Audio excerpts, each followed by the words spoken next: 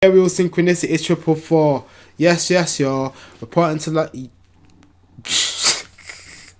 Right. I don't know how many times we're gonna have to do this or have done this. So yeah, reporting to you live and direct from my place, my space, to wherever you're at in your place in the world. So people, what we got going on? We got the new moon. Check Saturn just jumping into the 6th house. We got the new moon in Virgo. Oh, work's got serious. So the new moon in Virgo, which is actually passed already, and so now the moon is in Libra, and the astrological wisdom actually says that it's best to plant the seed or put something into action once the moon is started to make a move from the sun. I'm going to say a move, I mean in terms of the moon moving through the zodiac at degrees away from the other planets, because that's how this astrology thing works. Now I could get deeply Virgo, but I'm going to try and not go too detailed. Yeah, I'm going to put some depth into it and give it some welly, but not get so detailed that I start talking about apogees and oscillating bits and pieces in the sky, because like, boy, I don't think I've got the fortitude for that right now, to give you the honest truth. Don't think my audience have either, quite frankly. So yeah, we know those things exist, but we ain't going to speak about them as much as it is Virgo season, and we can get into the nuts and bolts of something's behind. You choose your preacher. Oh right, anyway, yeah, I did write a script of forms, so I got this thing of not liking to stick to scripts, maybe because it feels restrictive, and that might be the Uranus in me. So anyway, who do I want to salute? I want to give a shout out to the Virgos, and I actually went for MCs. So that's basically rappers to some people, hip hop MCs. So I had to didn't have to start with, but I'm a fan of Nas, but like he likes it to be pronounced like Nas. So yeah, just so we know, we both understand that. I actually managed to name 20. Yeah, I think. Like, I mean, correct me if I'm wrong, right? And I haven't exactly got every Virgo MC there ever was. Far from it. But I've just picked 20. Well, not picked. I was able to come up with 20 off the top of my head, pretty much. I think I'm pretty proud with the list. So if you got any more, comment or say something. So we're going with Nas, Big Daddy Kane, Ludacris, Noriega, yeah, Joe Budden, Buddy, Skepta, J Electronica, Webby, MC Shan, Big Crit, Mystical, Exhibit, Easy E, Keith Murray, Mace, Swiss, Lord Jamar, Dougie Fresh, Busy Bone. Oh, I think this might be the honorary 21st. Idris Elba. Bossy. Oh, boy. So yeah. I wrote it down here. A new moon is when the sun and the moon begin / complete their monthly cycle, which lasts approximately between 27.5 and 29.5 days. Usually one full moon and one full moon occur in a calendar month, but sometimes two of these events can and will occur within the same month. So considering like I've done a few takes of this, I'm just gonna like push through with this one and basically explain that the first new moon happened on the 1st of August and the second new moon happened on the 30th of August. So the first one was 8 degrees Leo, around this point in the chart, and the second one is around, well, here, 8 degrees Virgo. Sorry, 6 degrees Virgo. What am I talking about? And then it'll be 4 degrees Libra or 5 degrees Libra in a month or so. sure it's for Scorpio anyway, so I'm not sure what happens there. I'll tell you what I can do actually. Whip out the ephemeris. Just jump to it.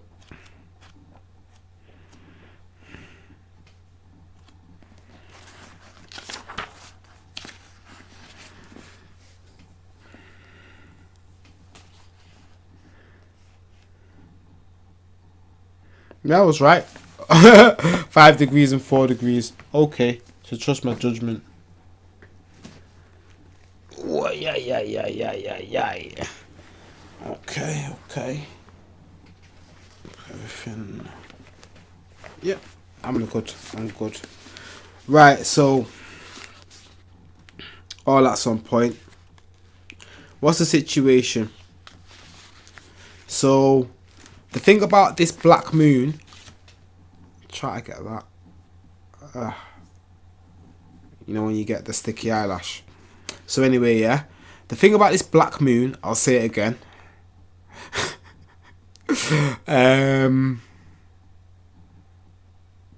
Yeah. Sorry, I had a Ralph Smart thought. The ooh when he turns and all of that. But yeah, so let's get back to it. Black moon in Virgo. Second new moon in August. Basically more impactful because it's the second new moon in one calendar month. So the aspects from it should take effect. And with this particular one, the reason why I've done it, or we're filming this now, I'm going to go with that one, there we go, is due to the amount of aspects that are basically lining up in the sky at the time.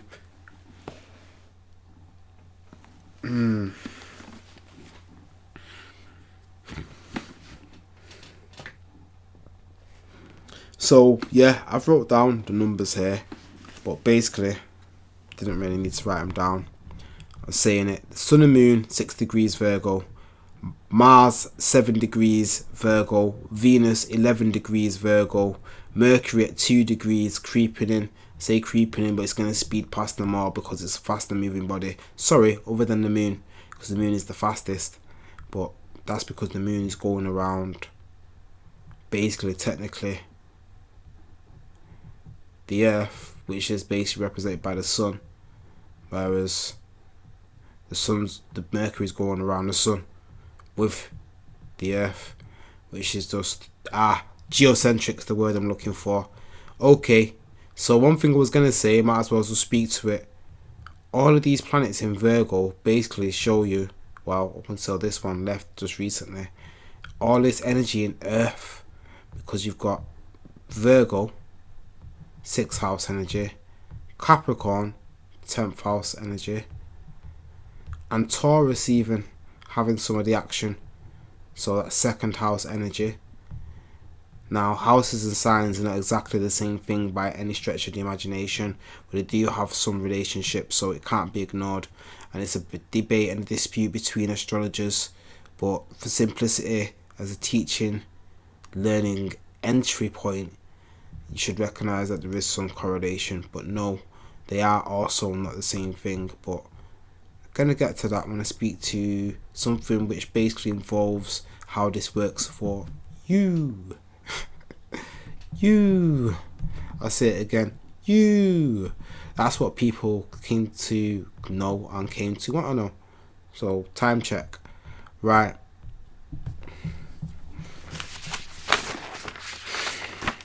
Nope, not that.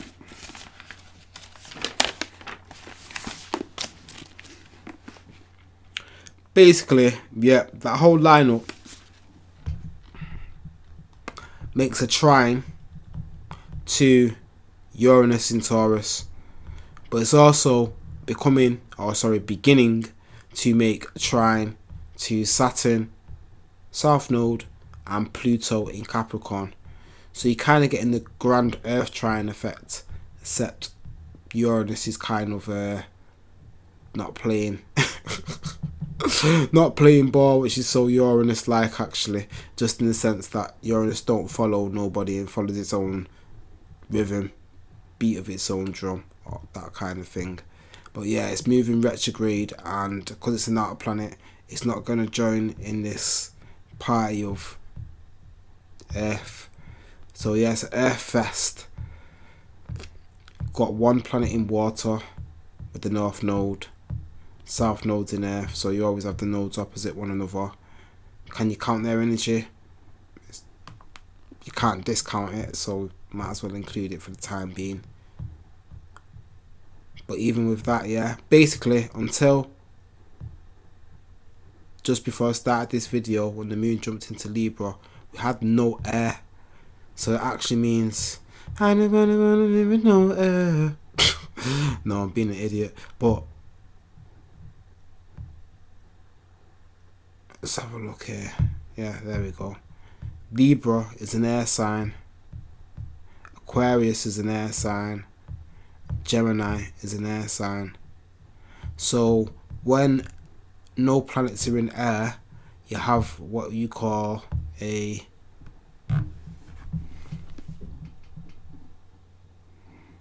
overcompensation is what you do, but it's a lack, not the word for anyway. There's a word for lack.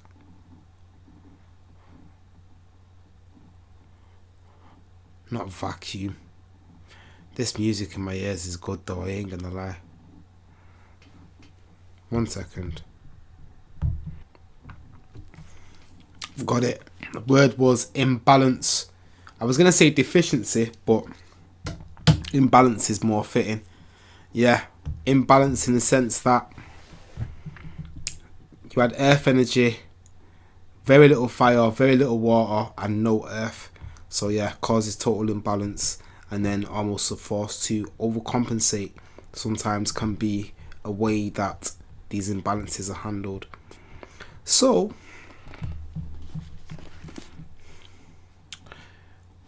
let me jump back to the chart that I want to see come up. There we go. Boom. So right, okay, how we gonna cut this pizza?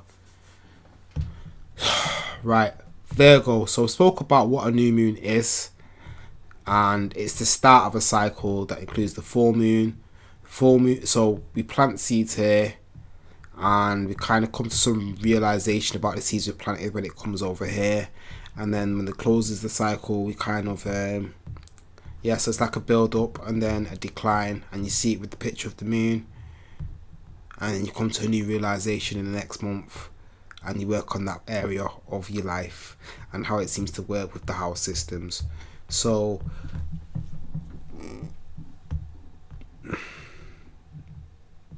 pardon me, because the microphone probably caught that. And what? I'm human, Virgo, Taurus, Capricorn, Earth, bodily function. Can't deny I'm here on Earth.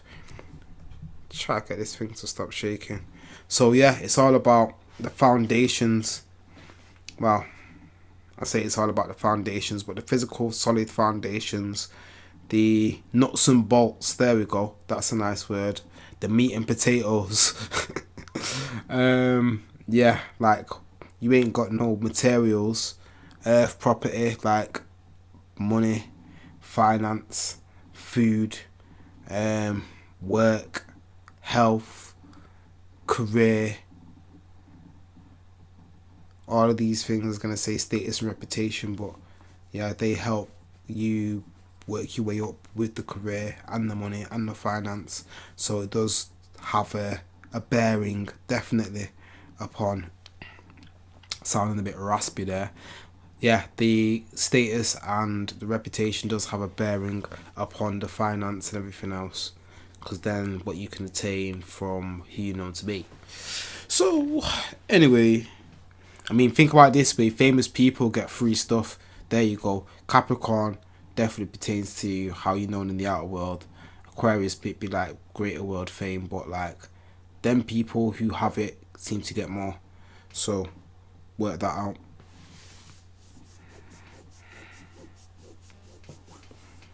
So let's try to get into the Virgo aspect. The sixth sign of the zodiac, Virgo, basically deals with the health, the routines, the how you earn your daily bread, possibly the debts. It's not always health actually, but I mean the routines and what you do on a daily basis, and the habits do link in with your health. It can't be denied. Like, I mean, if you exercise, if you drink, if you smoke, if you eat certain type of food, all this kind of thing, habits, habitual, routine things that you always exercise. So not literally exercise, but exercise the habit. This will cause your ailments, or be the side effects will cause your ailments, basically. So that's how I guess the sixth house has definitely got something to do with health. It can't be denied, although it has been disputed by other astrologers. So in regards to Uranus being enshrined in Taurus, making aspect to this new moon, it's definitely going to be like quick. The reason why we say quick, because Uranus deals with all of a sudden, out of nowhere, and in the trine it's going to be harmonious. So quick changes in the inner and outer consciousness, the ideas, the action that we take to it, and what we value. So all of these energies, Mercury, the Sun, Moon, Mars and Venus. So I spoke to it, ideas, Mercury, the outer consciousness, the Sun, inner consciousness, subconsciousness, the Moon, action and will, drive and desire, willpower, Mars. Well, the Sun's like willpower, but Mars, for action of moving that will. And then Venus, we could talk about relationships, finance, those aspects. They will have a bearing in relation, all in trine to Uranus in Taurus. So a big push, I feel like, is definitely coming about right at this point. Reason why you can definitely say it's gonna like probably land in comparison to other times. One, you got the black moon we're talking about. Two, it also lines up with these outer planets of Saturn and Pluto in Capricorn, making a trine. So Venus will first make the trine, they'll go exact. The moon's actually already gone past it, but then yeah, for the speed of planetary movement, I mean, Mars is doing its thing, but the Sun's going to pass Mars. Mercury will probably take a bit of a while, but then pass them. So what did I want to do for people? I'm going to do a bit of a forecast. That's the word I'm looking for. So basically going to talk about what will happen if you had a new moon in each particular house. Now, if you know your sign, your rising sign I should say, then it will be more specific into where you will notice these changes manifest in your world. But if you only know your sun sign, you can still follow along. Most people, if not everyone, knows the sun sign because it connects to your birthday, and it will also have an effect in that area. Astrology is multi-layered at the very least, very much, just infinitely layered is what I want to say. So yeah, it will work on both levels. Right, give me a second to let me think about what I'm going to say. There's a split. Well, yeah, just to remember, all that energy is making these trines, but it's also making a square to Jupiter. Now, I'm looking at all of these planets, and they're all faster moving planets than Jupiter. So that speaks to a closing square, and that's Capricorn kind of energy, really. So a square is kind of like friction and a tension energy, 90 degrees. And the situation being this: the Sun, Moon, Mars, Venus and Mercury. It could be an overextension, I would like to say, because Jupiter is a planet of expansion in its home sign of Sagittarius. So the planet Jupiter, sign Sagittarius, ruled by Jupiter. So Jupiter is working extra strong here, and Mercury is in its home, well, one of its home signs of Virgo. So there's definitely going to be a lot of communication, and this will reinforce the energy of this new moon. So I think I've spoke to most points that I wanted to speak about. on a general basic level, right? So you stuck around, so you're going to get the good stuff, which I'm probably going to timestamp, but feel free to do it yourself and leave it in the comments. Right, okay. Where do I want to start? Alright, I'll go Aries just for the sake of time stamping.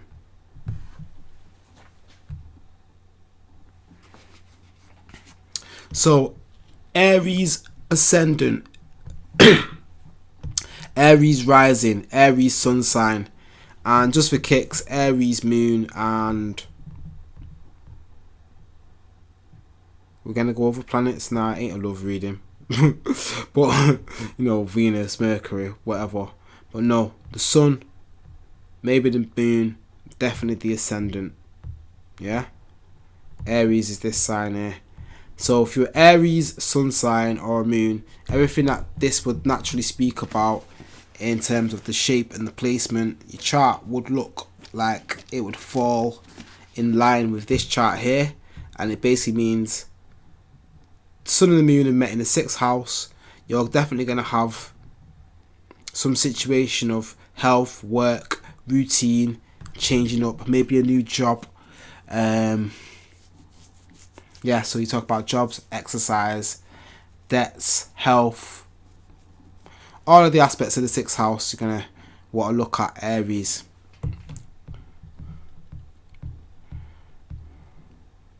Taurus.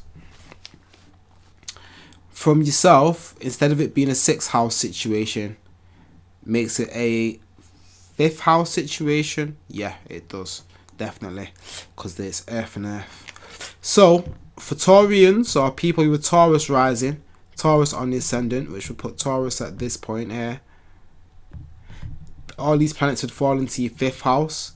The 5th house speaks to a lot of things from my recollection. So you're talking about romance in terms of love and fun and gambling and children and entertainment, and I mean you could put sport there depending if sport's entertaining to you, things that you enjoy, pleasure, the will, passion, things that you have that fire for, basically Leo energy. If you've got all of that going on in Virgo, and Virgo is your 5th house, which is why Taurians are probably like steady with what they do, because Virgo kind of lines things up and has an idea. That's probably why you don't catch Taurians slipping so much in certain aspects. Yeah, all of these things are definitely going to have some interest show up in that area. I say interest because Taurians love the romance and the money. It's ruled by Venus, yeah? So Venus 5th house situation could talk about the romance and the pleasure. Mars, definitely like quick time entertainment, like burst of activity. The moon, something to do with your inside world, home, mother. The sun, the father, the outside world, the conscious will. Mercury, the ideas, the communication, how you think about it. So all of those things are going to be quite of interest for Taurus. Gemini. So we're saying Gemini. We're saying it's a 4th house situation. So for Gemini, with all this in the 4th house, yeah, that's the home, the family, the, you could say children, but yeah, home, family, roots, origin, emotional disposition. No. Well, yeah, psychological subconscious disposition. There you go. That's the deeper meaning of what a 4th house aspect will concern. So all of those things, Gemini, they're going to be in the lineup this month for what you're going to probably be trying to, I'm going to say fix, because it's Virgo. It probably applies to all of these things. Virgo likes to heal, fix, analyze, have discernment. So yeah, that stands true for everything that I've not said already.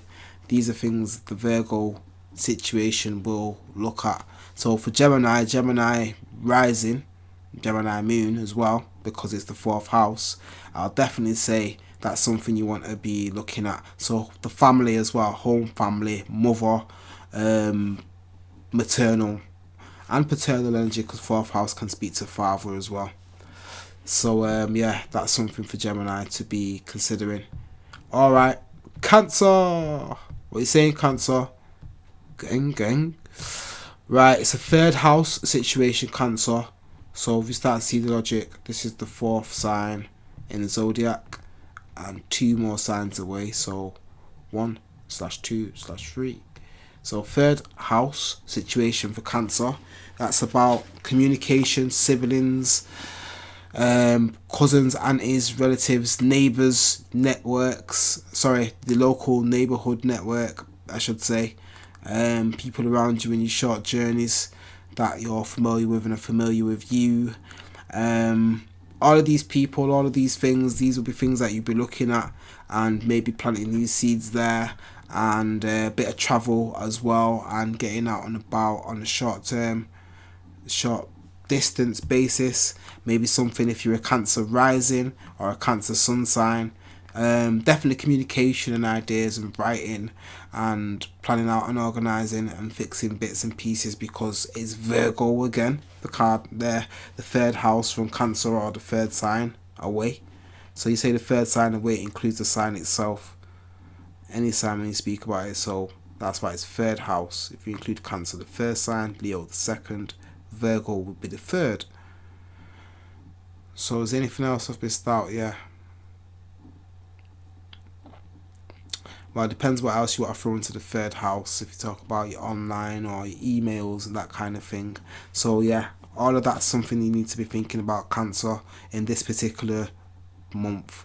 Deal with your communication and your writing, in terms of, yeah, planning and ideas and things like that. All of that's 3rd house, Gemini kind of energy.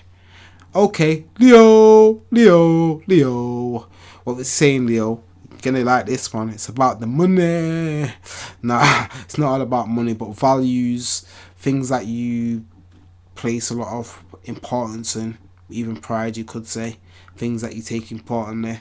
Virgo energy deals with that for Leo, which I find a little bit interesting, because it's such a contrast from Leo, Virgo energy, in such a regard. So Leo's going to possibly looking at like where they're spending money, how they're making money, where they invest money, what's important to them now, values, skills. So Cancer, yeah, sorry to interrupt, Leo, but Cancer 3rd house and 2nd house, so Cancer and Leo, just to cross over, will both be dealing with skills. With Cancer, it might be learning new skills and building up things.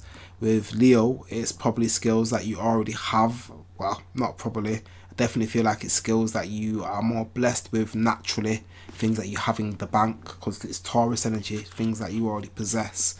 With Cancer and it being the Gemini energy, it's things you can learn and get better at and, master and achieve. But with Taurus energy, it's something that you already kind of got in the bag. I feel that's the way how I read the two differences between those two signs. But yeah, sort out looking at what skills can get you some money as well, Leo. With it being Virgo, I'm sure it's going to be quite a few different small minute things, which is why Leo's quite a handy person when it comes to fixing bits and pieces. Secret lesson about Leo if you didn't know that. Okay, Virgo, it's your birthday month, Virgo gang. Right. Yeah, a 1st house situation.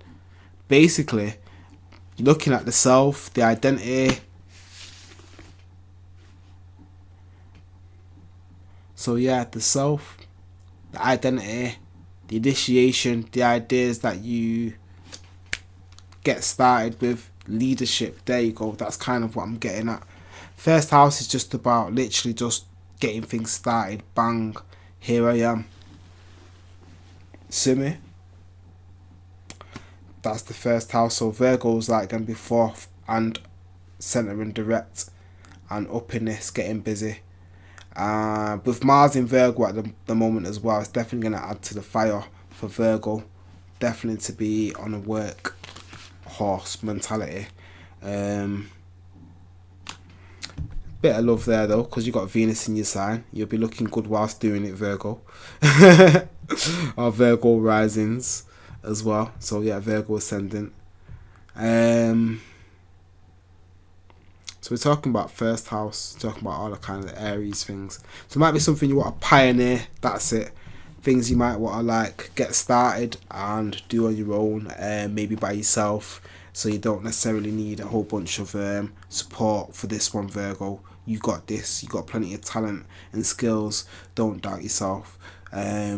Just draw up your plans and be prepared for any kind of loopholes that may pop up. I will say this, just as we get to Virgo, because we're halfway through now, is Neptune is opposite in Pisces. So just watch out for any kind of like you could say deceit, deception, trickery. Didn't really want to say that, but more like even if it's down to self, but like vagueness, unclarity. Virgo balances out Pisces energy by being very detailed and very assured in everything because it's all lined up. So if anyone, more than anyone, that's going to notice it with Virgo, although Gemini and Sagittarius will be prone to noticing what's going on with Neptune in Pisces as well. So that's a very interesting lineup. Right, I'm going to give yourself a pause, take a sip. Virgo, do it all in small bits. Back in a sec. Okay, boom bada bing. We got Libra next. And so for Libra, Virgo new moon, or Libra rising, Libra sun, Libra rising, even Libra moons. What you got with this new moon here is it falling in your 12th house. And the 12th house, you could say it's a hidden house. Hidden to yourself at least anyway. House of the definite unconscious, collective unconscious. That's a better description. Pisces energy. Loss, sacrifice, sorrow. Yeah, those kind of long karmic endings.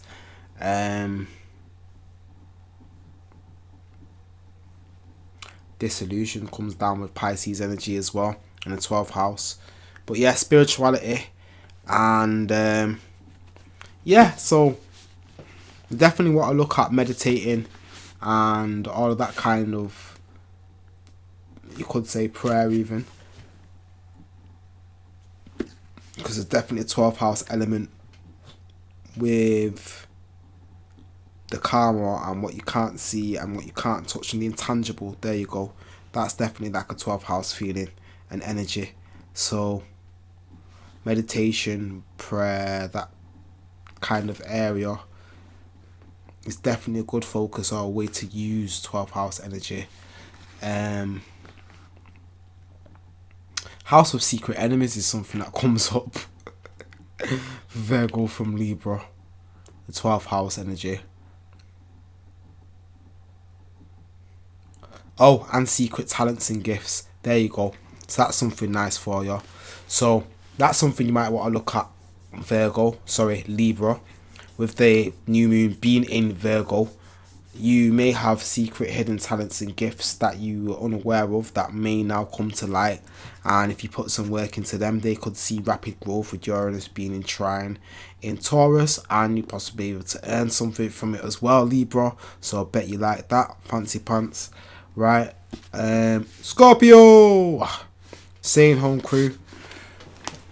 Doom, doom, doom, doom. 11th house situation. Right, yeah, I already know. So Scorpio semi-inspired me to do this because I bumped into one first thing when I left the gaff. Yeah, that's right, I said the gaff. Me yard, me gaff, how you want to call it. And, oh, my man's sick. Don't know if you'll ever watch this, yeah? But he sings my praises at times, so... bowl out, hit the lobby, hit the lift, it's there, and was it before I jump in? Put it this way, right, before the door closed anyway, I heard this big kind of like, not like no man gang wrong, not quite that, but like some, like, my man's got some, what a name one of them characters in X-Men where all of the sound come out and my man's, but yeah, it's like a healing sound though, yeah, that like he rings off with, yeah, and I heard him anyway, and I had a feeling that's gotta be X, Y, and Z, so and so, my friend, yeah. And literally, like, the lift stopped on the floor where I predicted it would stop where he'd get in, and yeah, sure enough, it was him. So anyway, he goes, "So what do you predict for me anyway?" Blah blah blah blah blah. And this guy's kind of like a seer and a seer of his own right, so it's like, for alright, he's just put me on the spot here, but let me see what I can say. So off the bat, I went, friends, networks, you know, associations, the wider group. I went, oh, that's interesting. And true to form, actually, we walked right out of the my flat, my gaff, yeah, through the car park, hit the main road, and his friends waiting there in the car for him to give him a lift to wherever they're going. And he's like, it's funny you said that, because I want you to meet my friend, and yeah, I've bumped into a few people, and yeah, it's just all opening back up for me.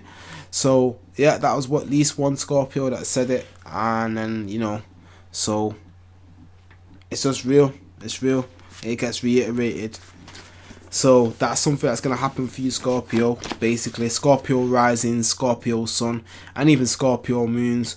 You will possibly be also, yeah, your ideals, your hopes, your wishes, your dreams, those bigger things that you kind of, and this is what's weird, if the 11th house is Virgo for Scorpio, just off the cuff, Scorpio have ideals and aspirations in dealing with the health and fixing things, and it's interesting. This is why Scorpio is heavily misunderstood, I guess, because if you really understood how they felt about things, sometimes certain areas, you'd have a better understanding for why they do the things that they do. So anyway, yeah, that's definitely an area for you to look at, Scorpio. Your friend groups, your networks, and people that yeah, maybe in your wider field of friend group. Okay, Sagittarius. Yeah, that's how I did your Sag. Because you're a big boy energy with the Jupiter. Right, so bouncing back. First house, 12th house, 11th house, 10th house. Sorry people, 10th house. So yeah, we're talking about career, reputation, public standing, long-term Capricornian type stuff. Okay, Sagittarius, so Virgo is your 10th house on average, especially if you're Sagittarius rising, anyway, ascendant. All this energy going on in the 10th house is definitely going to be something where you're going to be seen, basically. Let's keep this real, right? 10th house, yeah, let's look up here. Capricorn energy. Like, if stuff's going on around here, yeah, people are going to see it. That's just, this is what you need to understand. Like, in fact, yeah, so in opposite, yeah, down there, the night, what it is now, Cancer, the 4th house, unseen subconscious stuff, yeah, home, 10th house, outer world, work, career, where you're known and what you're known for. So Sagittarius, that could be something that's definitely taking some kind of place, step, forward move. I say forward move, Uranus deals with reversals as well, so be careful of that, Sagittarius, especially because this energy is squaring you with Jupiter in your home sign. So yeah, like, make steps, but just don't blow it up, Sag, or blow it up too big, because you're going to blow it up. That's what you do, in a certain sense, you know, because that's the function, expanding. And I guess even that whole falling off the so-called edge is where Sagittarius learn their niche experience, what they wouldn't have. So I ain't afraid to fail if it will help succeed. It's the words of a Sagittarius MC. If you know the MC or the song, then yeah, super brownie points to you. Right, Cappy, keeping you all happy, because you know, people don't watch these videos if they get too long. So let's put the Saturn in it. Right, 9th house. So Capricorn might be thinking about an holiday, might be thinking about long distance travel, we might be thinking about getting away, might be thinking about the bigger ideals, the wishes, the things that you know, you do when you work hard. You get away, you work hard, play hard. So that's definitely things that of the Sagittarian fashion for Capricorn to be looking at, and will be something that you could consolidate within the next month. So that's Capricorn risings, Capricorn suns, and possibly Capricorn moons. So yeah, Capricorn, you probably earned it, so you know, have fun whilst doing it. Okay, that leaves Aquarius and good old Pisces. So Aquarius, it's going to be in your 8th house. So what can we say about that? 8th house basically is like the joint consolidation things, the shared finances, the responsibilities, the intermingled deeper parts of life. There's also some emotional depth and death. Aquarius and emotional death, you know, did they ever have emotions in the first place? That's a joke. But yeah, there could be some deep change and surprises. The 8th house, Scorpio, is not always so structured and so planned as it may initially appear. It's kind of partly why the Scorpio energy can be planned and strategic and structured and strong, because it anticipates the unexpected, which is what Aquarius deals with. So that's a nice segue to put it together. So Aquarius risings and Aquarius suns, who are also specializing in the unexpected and are way ahead in advance in the way they look at things and detach from it. You will be able to deal with some of these things with a plum, I like to say. So you have a skill and an adeptness for it. But you may not expect what it is, or it may affect you deeper than you would have thought, because you do have emotions or feelings. And yeah, observe what it is, check it out, and yeah, deal with it accordingly. Best thing for you to do, Aquarius. And Pisces, can't leave you all out. I'm going to try and tie this video up nicely and timely. So yeah, Pisces, if it's in there 8th, it's in your 7th. 7th, that's the open enemies. So the 12th house, where it was for Libra, which is actually, so it's a reflection that Libra being open enemies, but it was in their 12th house of secret enemies. It's in your 7th house of open enemies, but it's not necessarily enemies, it's partners, business, relationships.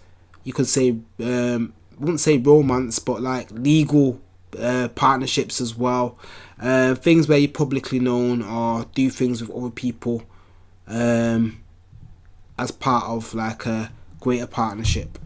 So yeah, Pisces, that's an area that's going to be definitely, and Pisces risings, yeah, so Pisces sun and Pisces rising, as well as Pisces moon. You're going to be definitely looking at that business element and aspect in, you know, the shadow side and element. Anyway, we're creeping into the 44th minute as I'm observing timely, and I'm going to wrap it up pretty much about now. So yeah, I want to say like, share, subscribe, tell a friend to tell a friend to tell a friend. Follow me on Instagram, Twitter, you know,